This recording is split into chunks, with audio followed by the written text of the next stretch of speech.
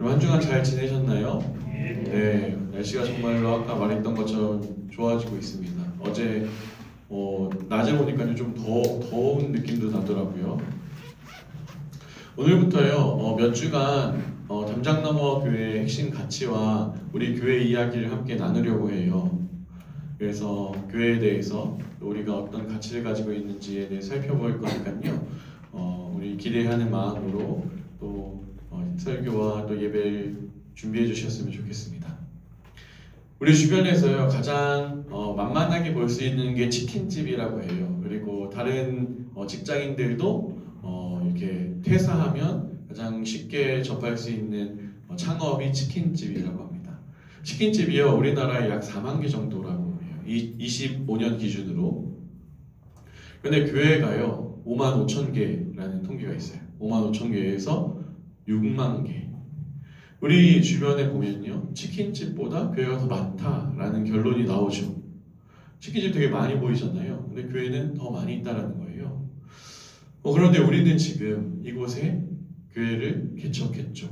얼마 전에 제 친구가 한 교회 방문해서, 그 친구도 목사인데 이런 이야기 하는 거예요. 자기는 교회가 이렇게 많은데 왜 교회를 개척해야 되는지 모르겠다, 이런 질문을 했어요. 하나님께서 왜 우리에게 이곳에 교회를 세우게 하셨고 담장너머 교회로 모이게 하셨을까요?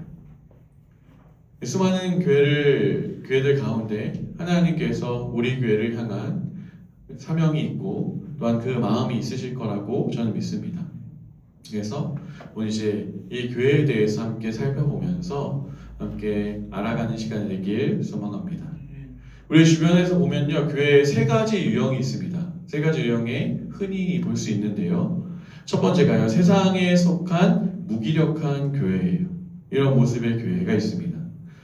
세상을 변화시키고 교회는 세상 속에 나아가서 영향을 끼치고 어둠을 밝혀야 되는데요. 전혀 그럴 힘이 없는 교회죠. 세상의 가치관과 세상의 어떠한 이 가치들과 동화되어서 똑같이 되어서 전혀 힘이 없는 그런 교회들이 있어요.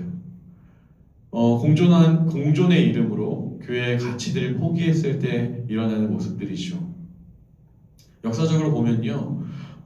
독일 교회가 그랬습니다. 히틀러가 이 독재를 했을 때요. 독일 교회가 저항하지 않고 순응하고 오히려 히틀러의 그 독재와 그 전쟁을 축복하고 함께 기도로 동참했어요. 우리나라도 보시면요. 우리나라 교회도 신산참배를 국가의식으로 여기고 이 핍박과 박해에 굴복했죠. 세상에 이 속한 무기력한 모습을 보여주었습니다. 요즘은요 그런 핍박은 없어요. 우리 그런 핍박은 없지만 정말 무서운 건 뭐냐면 세상의 가치관과 세상의 그런 힘들이 교회 안에 들어와서 교회 안에도 똑같은 힘의 논리로 우리가 생각한다는 거예요. 돈과 명예, 힘을 추구하고 세상과 다름없이 흡수되어져 버리는 교회 모습. 이게 바로 이 세상의 이 무기력한 교회의 모습입니다. 두 번째 교회는요, 세상과 단절된 교회가 있어요. 세상과 단절된. 교회사에도 보면요, 이 신앙의 경건을 위해서 이 세상과 단절했던 사람들이 있습니다. 세속을 떠나서 산이나 사막으로 들어갔던 이 수도원들이 그 대표적인 예죠. 이들의 취지는요 거룩과 이 하나님을 향한 열망이 있어요. 그것은 정말 배울만 합니다. 하지만 세상과 등진 삶을 살고 단절됐다는 게 문제죠. 나의 경건을 위해서 우리가 살아가는 이 세상을 꼭 피해야만 하는 존재로 인식하게 됐습니다. 그런데 성경은 우리가 세상과 격리되라고 말하지 않습니다. 오히려 세상 속에 나아가서 빛과 소금의 사명을 감당하라고 말하죠. 우리가 세상 속으로 보냄받았다고 말합니다. 이 시대에도요 일부 교회들 또 교회 문화 속에는 세상을 등지려는, 세상이 돌아가는 것과는 전혀 관심이 없는 그렇게 단절된 삶을 살아가는 교회와 또 교회 문화가 있습니다. 우리가 속한 사회 또 일터에서 만난 사람들, 또 친구들, 동료들과 살아가면서 우리가 속한 것을 더 아름답고 더 살기 좋은 동네 그 환경으로 만들기보다 이 악한 세상에서 떠나야 된다, 단절해야 된다, 분리해야 된다라고 생각하는 거죠. 사회적 정의나 공의 아니면 세상의 그런 사람들은 우리의 영역이 아니다. 우리는 단지 영혼 구원만이 우리의 사명이다라고 생각하는 사람들이 있죠. 이 사람들에게는요, 영적인 것은 선한 것이고 이 우리의 삶은 세속적인 것이라고 이렇게 영역이 나누어져 생각해요. 이분법적인 사고를 가진 거죠. 이렇게 되면요, 우리의 일상이 아닌 우리 일상, 교회 예배 시간이 아닌 대부분을 보내는 일상의 회사, 일터, 또 사회, 가정은요, 정말로 하나님과 동떨어진 곳이 돼요. 여기서만 하나님을 만나고 그곳에선 전혀 하나님을 경험할 수 없는 삶을 살게 됩니다. 나중에는 세상과 교회를 분리해버리고 교회는 안전한 곳, 우리가 사는 이 세상은요, 도깨비들이 사는 아기 구렁텅이가 되어버리는 거예요. 그게 이 두 번째 교회의 모습입니다. 세 번째 교회의 모습은요, 세상으로 보냄받은 교회입니다. 이 그리스어로 에클레시아라는 단어가 교회라는 단어인데요, 이 세상으로 부름받은 공동체라는 뜻이에요. 하나님께서 세상 속에서 택해서 부름받았다, 불렀다 라는 뜻입니다. 그런데 교회는요, 또 하나님께서 세상 속으로 부르신 사람들을 보낸 존재들이에요. 특별한, 되게 독특하죠? 하나님께서 부르셨는데요, 다시 보내세요. 이게 교회의 독특성입니다. 제가 농구를 좋아하잖아요. 농구를 보면 NBA 보는 걸 좋아하는데, NBA 농구를 보는 걸 좋아하는데, 이 승부의 결정적인 순간에 타임아웃을 요청해요, 감독이. 그러면 선수들이 쫙 모입니다.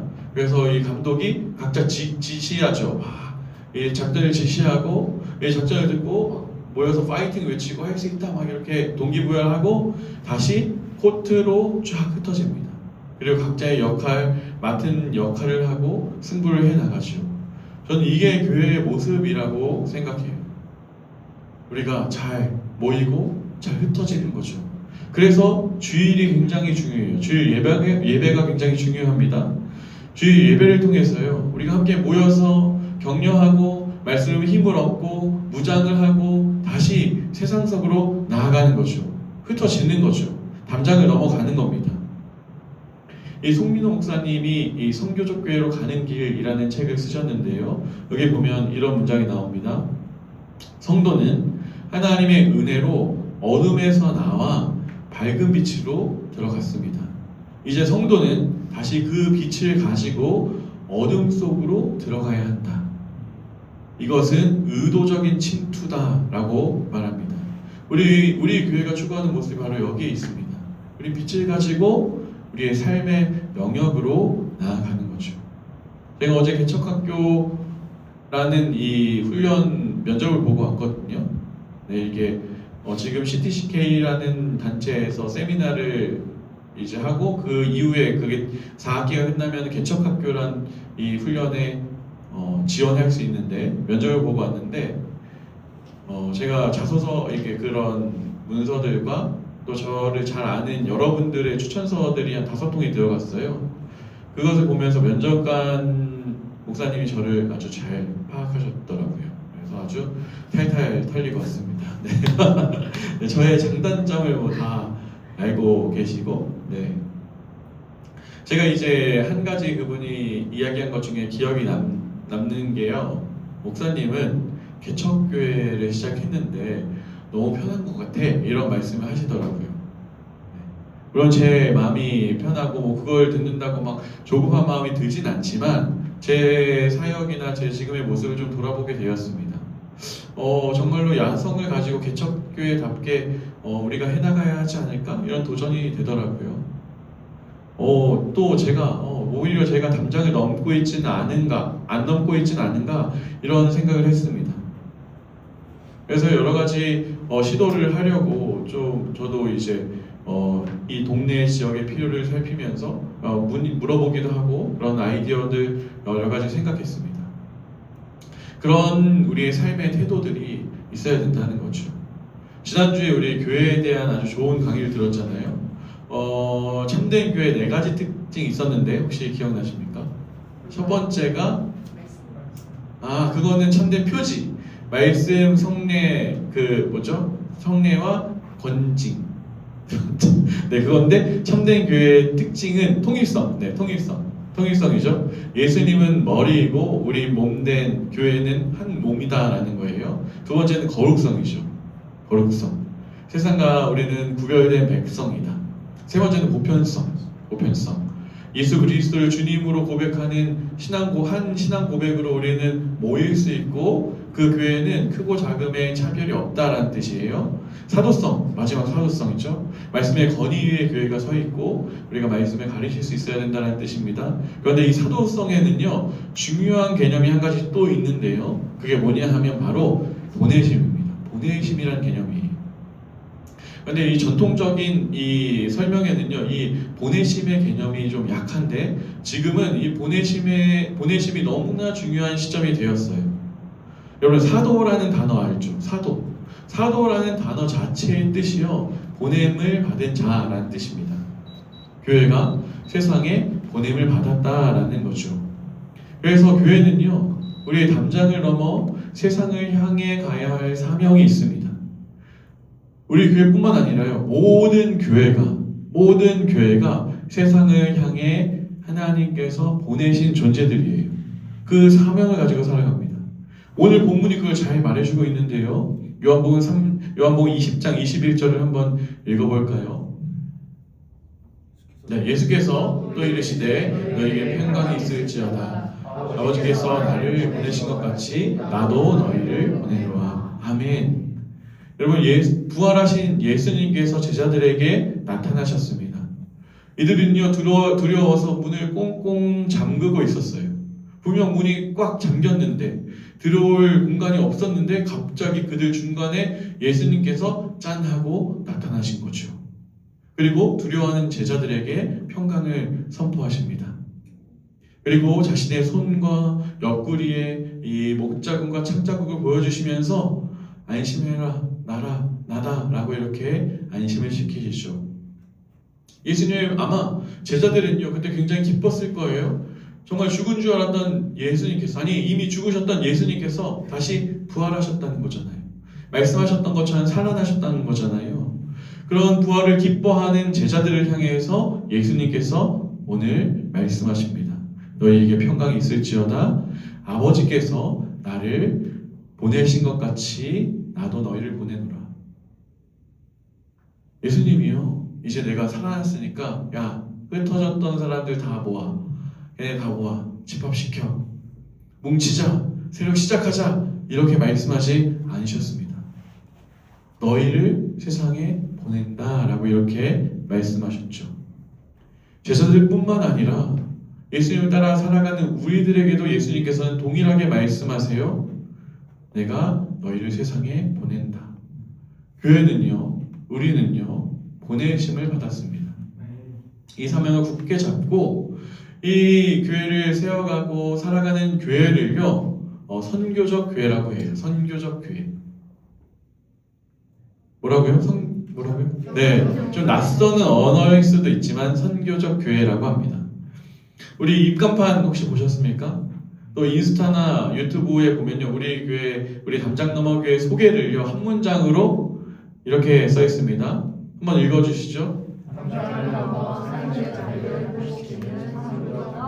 네, 담장을 넘어서 삶의 자리를 회복시키는 선교적 공동체라는 이 한 문장으로 우리를 소개하는데요. 선교적 공동체, 선교적 교회 마찬가지입니다. 같은 말인데 우리는 선교적 교회예요. 선교적 교회에 대해서 한번 말씀드릴게요. 선교적 교회는요, 선교를 많이 하거나 선교사를 많이 파송하거나 선교에 주력하는 교회가 아니에요. 그렇게 해나가는 교회를 선교 중심적 교회라고 말할 수 있는데 선교적 교회는 아닙니다. 선교적 교회는 무엇이냐 하면 우리가 세상으로 보냄받았다라는 정체성을 가지고 살아가는 교회를 선교적 교회라고 말해요. 우리가 이 모이는 것이 굉장히 중요하지만 그 모이는 것만큼 흩어지는 것도 중요하고 우리의 일터와 우리의 자리에서 살아가는 것이 굉장히 중요함을 알고 그것을 붙잡은 교회가 선교적 교회입니다. 선교적 교회의 시작은요, 바로 하나님이세요. 하나님께서 선교하시는 하나님이십니다. 성경을 보세요. 구약을 읽어보면요, 하나님께서 아브라함을 보내시고 부르시고 그 사람을 복되게 하시고 복이 되게 하셨어요. 복이 흘러가게 하셨습니다. 다 자신의 담을 넘어 민족을 넘어 복이 흘러가게 하셨고 출애굽기를 보시면 하나님께서는 하나님의 구원 사역을 끊임없이 해나가고 계세요. 그리고 이 땅에 예수님을 보내셨잖아요. 성령님을 세상에 보내셨잖아요. 이제 성령님께서 교회를 세상으로 보내십니다. 하나님의 선교에 동참하고 하나님과 함께 동역하는 것이 바로 선교적 교회예요. 우리 교회죠. 정리하면 담장나무 교회는 선교적 교회죠. 선교적이라는 것은 선교를 많이 한 것이 아니라고 했습니다. 하나님께서 우리를 세상에 보내신 것을 알고 그 사명을 붙들고 잘 모이고 잘 흩어지는 교회라는 뜻입니다. 그렇기 때문에 우리 담장나무 교회는 작거나 초라하거나 부족하지 않습니다. 우리 교회는 지금도 주님 앞에서 너무나 아름다운 교회예요. 하나님 앞에서 모든 교회는 귀합니다. 왜냐하면 하나님께서 보내셨기 때문이에요. 여러분, 어떤 왕의 명령을 수행하는 사자들 또 전령들이 있잖아요. 사람들은요, 그 전령을 극진히 대접합니다. 영화 중에 혹시 세종대왕을 한석규 배우가 연기하고 장영실을 최민식 배우가 연기한 그 영화 있잖아요. 뭐죠? 천문인가요? 천문. 거기에 보면요, 제가 그 정확한 건 모르겠는데 명나라 사신이 이렇게 도착을 합니다. 명나라 사신이 막 어깨에 힘을 막 주고 막 걷고 막 사람들이 인사하고 막 와요. 근데 황제의 위험이라고 떵떵거리는데 그 황제의 가마에 뭐가 있냐면 황제가 직접 온 게 아니라 황제의 옷이 있었어요. 황제의 옷이 걸려 있었습니다. 저 그거 보고 되게 웃겼는데 그걸 보면서 막 우리 황제가 뭐 이렇게 뭐 내렸다 뭐 이렇게 하는 거죠. 우리나라 신하들이 조아리고 왕이 머리를 굽혀요. 우리 어명도 보면요, 어명 가진 사람 어명이요 하면 다 뭘 묻지 않습니까? 한 나라에 왕이 보낸 사신이 그 정도인데 천지를 만드신 하나님께서 우리를 세상에 보내셨다고요. 우리가 그런 존재입니다. 그렇다면 우리의 위엄과 우리의 권위는요, 하나님께 있는 거예요. 우리 교회의 크기와 힘과 돈에 있는 것이 아니라 하나님께 있는 거죠. 하나님의 사명자로 우리는 세상에 보냄받은 교회입니다. 우리 교회가 초라합니까? 작고 약합니까? 사람이 없어서 사명을 감당하지 못합니까? 아니죠. 교회의 영광은 그런 데 있는 게 아닙니다. 하나님께서 우리를 보내셨습니다. 저는요, 그래서 우리 담장나무 교회가 참 좋아요. 그리고 자랑스럽습니다. 여기 계신 모든 분들이요, 정말 너무너무나 귀하고 자랑스러워요. 그건 제가 보기에도 이런데 하나님께서 보시기에 얼마나 아름답고 귀하고 흠이 없는 교회겠습니까? 오늘 본문을 보시면요, 아버지께서 하나님께서 우리를 보내셨다고 했을 때 예수님께서 우리를 그냥 세상에 보내지 않으셨다고 했습니다. 성경을 보시면 아버지께서 나를 보낸 것 같이 나도 너희를 보내노라 라고 말씀하세요. 우리를 세상에 보내시는데 성부 하나님께서 성자 예수님을 세상에 보낸 것 같이 예수님이 우리를 세상에 보내신다고 하셨어요. 예수님이 어떻게 이 땅에 오셨습니까? 하나님이신데 연약한 모습으로 이 땅에 오셨죠. 영광이 아니라 낮아지셨습니다. 섬김을 받기 위해 오신 것이 아니라요, 섬기러 이 세상에 오셨어요. 정복이 아니라 십자가에서 자신의 생명을 내어주셨습니다. 죽기 위해 보내주셨어요. 우리가 세상에 이렇게 예수님처럼 보내졌다라는 뜻이에요. 우리가 어떻게 살아가야 합니까? 우리가 세상에 보냄받았다는 뜻은요, 세상에 군림하는 것이 아니라 섬기기 위함이라는 뜻이에요. 정복하는 것이 아니라, 더 강제로 움켜쥐는 것이 아니라 우리의 것을 내어준다는 뜻입니다. 저는요, 우리 교회 기도 제목을 누가 물어보면요, 적어놓은 게 있는데요. 우리 교회가 우리라는 당을 넘어 지역과 개인의 삶의 자리에서 예배자로 설 수 있도록 기도해달라고 부탁하고요. 서로 사랑하고 섬기고 용납하는 교회가 되도록, 또 그 용납이 흘러가도록 기도해달라고 부탁합니다. 또 하나님의 임재를 경험하는 예배의 자리가 되도록 기도 부탁하고요. 내 정성과 봉사와 선행이 아닌 예수님만이 우리의 유일한 소망과 구원임을 깊이 알아가는 교회가 되도록 기도해달라고, 이렇게 누가 기도해줄게 하면 이런 기도 제목을 보내요. 우리 교회에 저는 용서가 있고 용납이 있고 환대가 있는 공동체가 되길 소망합니다. 이 모든 키는요, 사실 예수님처럼 우리가 세상에 보내졌다, 예수님처럼 우리가 속한 곳에 보내졌다라는 것이 키워드예요. 여러분, 우리가 용서 못하는 사람이 있죠. 너무나 힘이 든 사람도 있습니다. 우리의 것을 요구하는 사람도 있어요. 그런데 그리스도인들은 용서하고 용납하고 화목하게 하는 사람들입니다. 어떻게 그렇게 살아갈 수 있느냐? 우리가 예수님처럼 세상에 보내졌잖아요. 예수님처럼 세상에 보내졌어요. 예수님이 우리를 그렇게 용서하셨습니다. 십자가에 못 박고, 자기를 못 박고 창으로 찌르고 욕하고 침뱉은 그 사람을 예수님께서 용서하셨어요. 저들을 불쌍히 여겨주시옵소서라고 기도하셨습니다.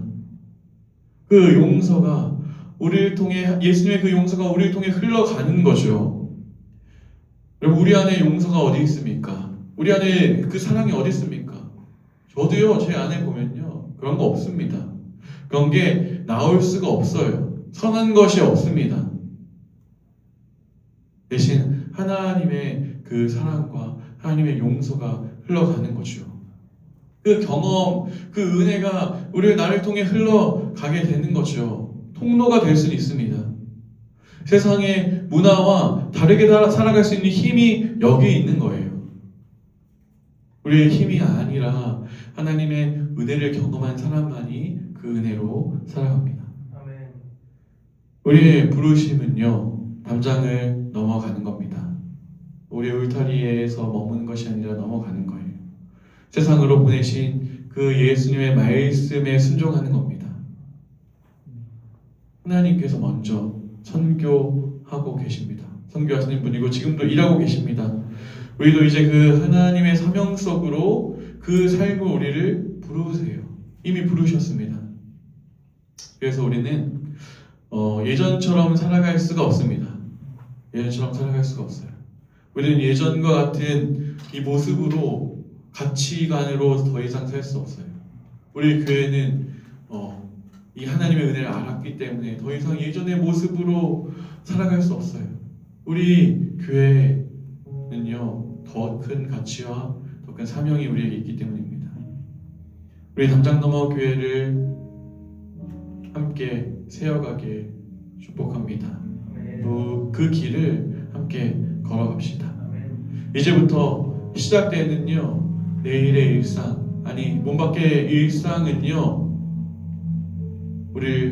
하나님께서 우리를 보내신 것이 됩니다. 여러분의 일터는요, 하나님께서 보내신 것이에요. 이제 그 자리로 우리 나아갑시다. 함께 찬양하며 기도할 텐데요.